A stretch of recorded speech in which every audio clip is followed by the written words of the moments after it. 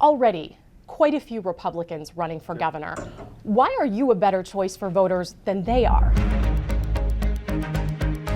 Introduce yourself to Philadelphia viewers who may not know Jake Corman that well. I'm a husband. I'm a father of three. I have a daughter who's in school here in Philadelphia, and I have two sons in high school.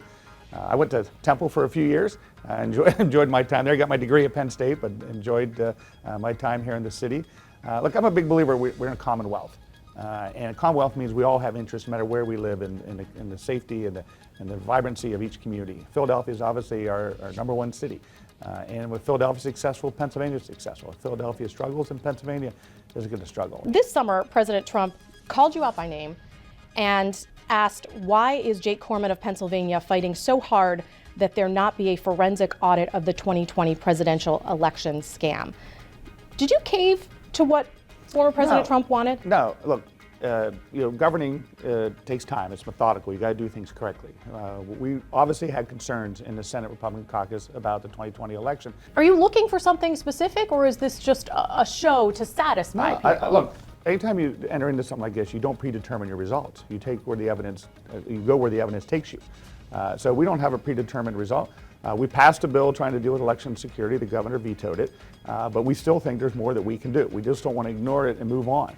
Because people, again, many people have come to me and said they had concerns. So we'll go through. But just because they have concerns, does that mean that it warrants the resources of the state? Again, there's nothing more important than in a democracy than people having faith in the electoral process.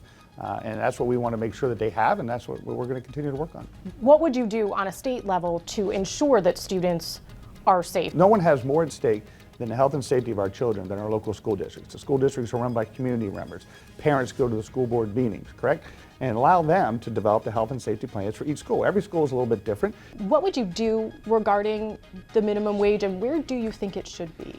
It's a delicate thing. I think it's something you got to transition into. I know, the governor's proposal to go right to $15, I think would have been a mistake. I think it would have cost jobs in Pennsylvania. Would you support the kind of abortion law that we've seen in Texas? Look, I don't necessarily want to get into hypothetical questions, but having said that, I'm pro-life. I've been pro-life all my whole career. I will continue to be a pro-life governor, but as far as hypotheticals, let's just wait and see. The courts haven't given us that opportunity as of yet.